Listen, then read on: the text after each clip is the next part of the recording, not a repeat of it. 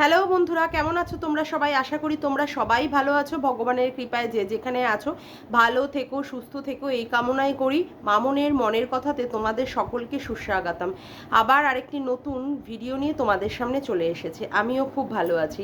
আজকে রাত্রে আমি এই ভিডিওটা করে রেখে দেবো। আগামীকাল অর্থাৎ 24শে এপ্রিল আমি এই ভিডিওটাকে পাবলিক করে দেবো। আজকে রাত্রে আমি দালাল দিদির ভিডিওটা দেখলাম। সে মানে কি বলবো, সীমাদির সাথে সাথে সন্দীপ ভাইকে নিয়েও নোংরা নোংরা কথাবার্তা বলেছে এবং সেই বিষয় নিয়ে আমি কথা বলতে এসেছি। বলছি, হ্যাঁ রে দালাল, ঘোড়ামুখী লোটে শুটকি বজ্জাত নচ্ছাট জানোয়ার ছ্যাঁচড়া ছোট লোক থার্ড ক্লাস, মানে আদিবাসী সম্প্রদায়ের প্রতিনিধি তুই, ঠিক আছে? তুই সীমাদিকে নিয়ে কী সব কথাবার্তা বলছিস? হ্যাঁ, সীমাদি অসভ্য, সীমাদি পতিতা, সীমাদির বাবার ঠিক নেই, সীমাদির মানে যাকে পারে তাকে অন্য লোকের সাথে শুয়ে দিয়ে প্রেগনেন্ট করে, সবই বুঝলাম। হ্যাঁ, সীমাদি নোংরা, মেনেও নিচ্ছে সীমাদি নোংরা। তাহলে ভাব তোর অকাতটা কি, সেই সীমাদির মানে নিচের পায়ের তলায় সীমাদি যা ভিডিও করবে সেই ভিডিও নিয়ে তুই বলতে বসে যাবি। তোর কথাতেই তো সীমাদি নোংরা না, সীমাদি খারাপ, তুই বারংবার বলার চেষ্টা করিস। আর কোথা থেকে শিখেছিস তুই এই লোকের সাথে, এর সাথে ওর সঙ্গে শুয়ে দেওয়া? সীমাদির থেকে। ভালো কথা। তা সীমাদিকে তো খারাপ বলে, তুই তো বারংবার বলে দিয়েছিস ওর একটা ডাস্টবিন, সেই যাস আবার ডাস্টবিনে মুখ মারতে। এই বুঝি তোর অকাত, এই বুঝি তোর শিক্ষা, এই বুঝি তোর কি বলবো মানে প্রচণ্ড পরিমাণে ক্রিয়েটিভিটি, এই তার নমুনা ছিরি। আচ্ছা, তুই বললি কি সীমাদিকে ইললিটারেট, অশিক্ষিত। ভালো কথা। তা সীমাদিকে কি দিয়ে পেটানো উচিত? চলাকাট দিয়ে। চলাকাট আবার কি হয়? চলাকাট এটা তো শিক্ষার নমুনা। ওটা তো শুনেছি চেলাকাট বলে, চলাকাট আবার কি? কি শালা চুলের পড়াশুনো করেছিস যে চেলাকাটকে চলাকাট বলতে হয়? হ্যাঁ, এই শিক্ষা নিয়ে তুই এবার বড়াই করিস? হ্যাঁ, এই শিক্ষা নিয়ে আদৌ তোর ডিগ্রিটা কি আছে সেটাই হচ্ছে সবচেয়ে বড় সন্দেহের বিষয়। আদৌ তুই শিক্ষিত কিনা কারোর সামনে তো সেভাবে দেখাতেই পারিস না।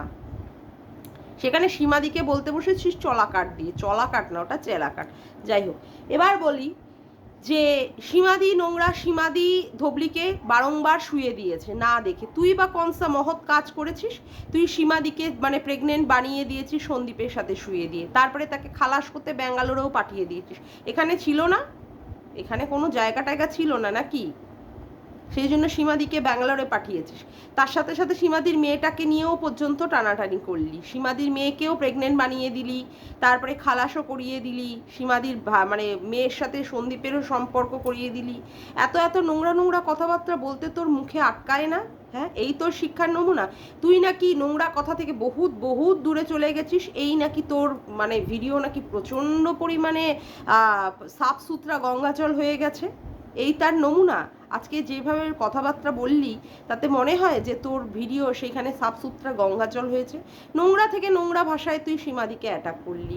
তা সীমাদি তো নোংরাই, ঠিক আছে, বারংবার বললি সীমাদি নোংরা। আবার ওর ভিডিওতে ও কি বলছে, ওর মুড সুইং হচ্ছে কিনা, ও কাঁদছে কিনা, আবার কেঁদে আবার ঠিক হচ্ছে কিনা, ওর কথা নিয়ে আবার সেইগুলো ধরে ধরে ভিডিও বানাস কেন? মানে এইটাই হচ্ছে তোর ক্রিয়েটিভিটি? তোর নাকি কোনো সময় কন্টেন্টের অভাব হয় না? সেই আবার সীমাদির গু চাটতে যাস। সীমাদি তার ভিউয়ার্সদের কি খাওয়ায়? গু খাওয়ায়, তাই তো? সীমাদি তার মানে লোককে কি বানায়? বোকাসি বানায়। তাহলে তো তার থেকে তো বোকাসি তুই বেশি হয়ে যাচ্ছিস, তার থেকে তো বোকাসি তুই বেশি হয়ে যাচ্ছিস। তুই সেই ভিডিওটা দেখছিস, পুরো মুখ গুজে পোদ গুজে সেইখানে বসে সীমাদিরটা ভিডিওটা দেখছিস, দিয়ে এসে তারপরেই আবার উগলাতে বসে যাচ্ছিস। তোরই বা কনসা ক্রিয়েটিভিটি আছে, তোরই বা কনসা মাহাত্ম্য আছে যেখানে তুই সীমাদির ভিডিও না দেখে ভিডিও করছিস? আসলে কি বলতো, তোর তো অকাতই হচ্ছে ওই মানে মন্দিরার প্যান্টের তলায়, বুঝেছিস তো? বলেছিলিস না মন্দিরার প্যান্টির তলায় মুখ গুজে বসেছিলিস? আসলে কি বলতো, তুই ম্যান্ডির মানে সরি ম্যান্ডি কেন বলছি, আমি মন্দিরা বলেই রাখবো। ব্যাপারটা হচ্ছে তুই মন্দিরার এখনো প্যান্টির তলা থেকে মুখটাকে বার করতে পারছিস না, বুঝেছিস তো? এমন তোর মানে হয়েছে, সেই জন্য তোর ওই নোংরা জায়গাগুলোকেই ঘাঁটতে যেতে হয়, ঠিক আছে? বারংবার ওই নোংরাটাকেই তোর প্রমোট করতে হয়। ওই মানে বলিস বটে ও নোংরা, কিন্তু আদতেও তুই মানে ওই নোংরা ছাড়া থাকতে পারিস না, কারণ তুই তো নোংরা জলজান্ত একটা ডিব্বা। মানে কি বলবো, সঞ্জয়কে নিয়ে নিয়ে তুই যেভাবে নোংরা নোংরা কথাবার্তা বলেছিস, সঞ্জয়ের ক্যাকটাসে বসবি। আসলে প্রত্যেকটা পুরুষেরই মানে ওই বান্টুটা টেস্ট করার তো প্রচণ্ড পরিমাণে শখ।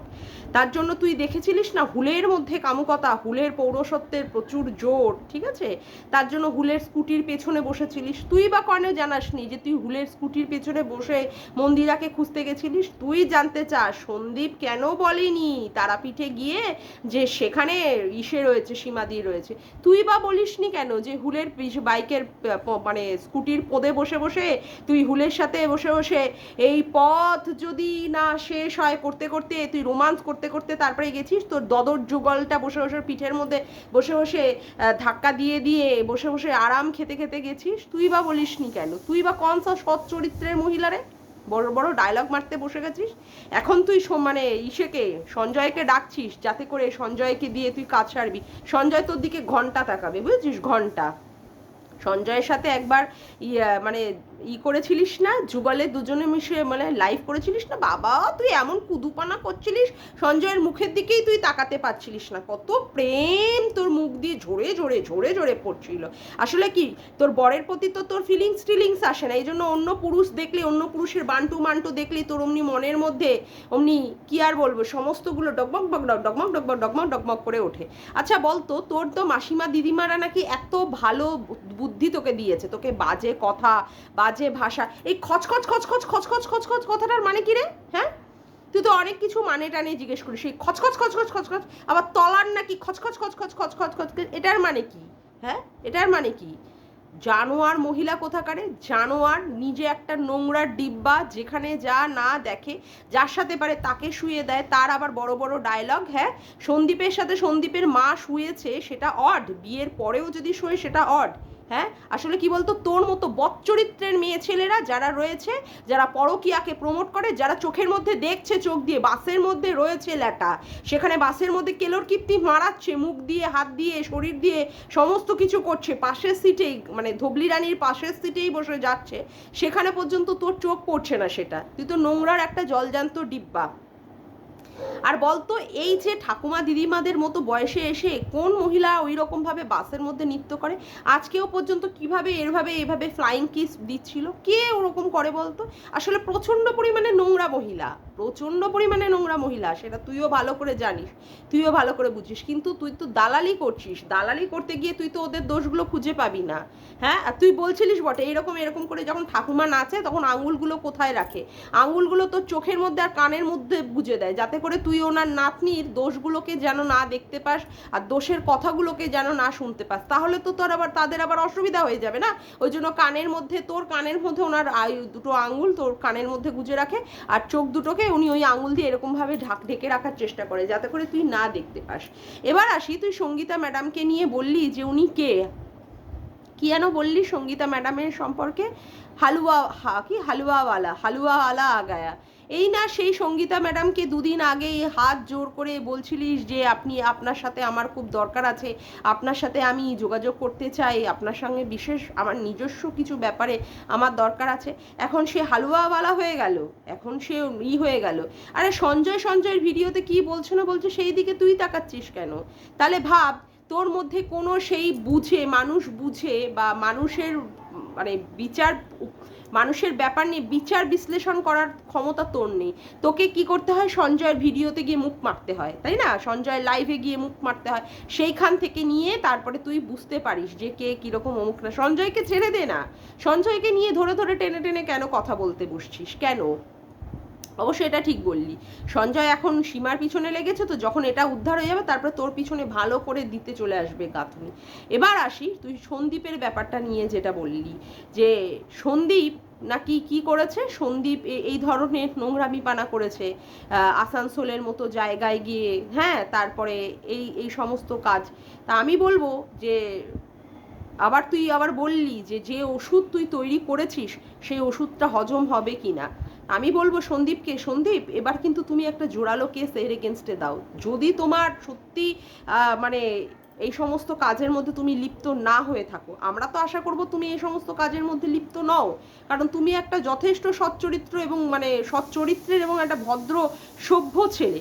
হতেই পারে শিক্ষার যোগ্যতার দিক থেকে তোমার হয়তো কোনোটা হয়তো কিছুটা হয়তো খামতি রয়েছে, সেটা বড় কথা নয়। বড় কথা হচ্ছে তোমার চরিত্র শুদ্ধ, সেই চরিত্র নিয়ে এইভাবে মানে নোংরা নোংরা কথাবার্তা বলে তোমার চরিত্রটাকে একদম নোংরার মধ্যে নামিয়ে দিচ্ছে, সেখানে আর তুমি সহ্য করো না। দেখিস তোর পিছনে তো এমনি অলরেডি দুটো লিগাল নোটিশ এসে বসে আছে, আবার সন্দীপও যদি সেটা দেয় আবার নিতে পারবি তো? তোর আবার হজম মানে বদ হজম হয়ে যাবে না তো? হজম হওয়ার জায়গায় যা করতে বসেছিস কন্ট্রোভার্সি, সে কন্ট্রোভার্সি বারংবার সে ধবলি রানীকে প্রোটেক্ট করতে গিয়ে কি করছে, তোমাকে নোংরা থেকে নোংরায় টেনে নিয়ে আসছে এবং বলছে যে ওষুধটা সে তৈরি করেছে সেই ওষুধটা হজম হবে কিনা। যদি ভাই তুমি সত্যি এ ধরনের কাজে লিপ্ত যদি না হয়ে থাকো, আমরা তো অবশ্যই জানি যে তুমি এ ধরনের কাজে নেই, তবুও মানে এর কথায় তো মানে কি বলবো, এর কথা বিশ্বাস কোনো মানে জায়গায় নেই, দূর ওয়াক থু। তবুও আমি বলবো যে এর এগেনস্টে কিন্তু তোমাকে স্টেপ অবশ্যই নিতে হবে, অবশ্যই করে করে নিতে হবে।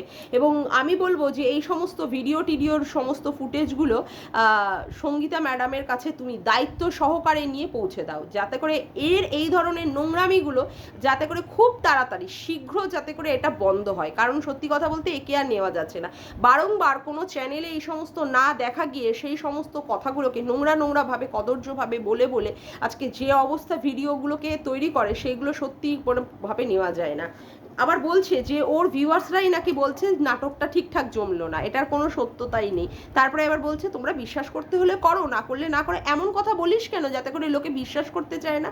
তুই এমন জলজান্ত সত্যের এমন জলজান্ত মূর্ত প্রতীক, তাহলে তোর প্রমাণ দিতে এত অসুবিধা কোথায়?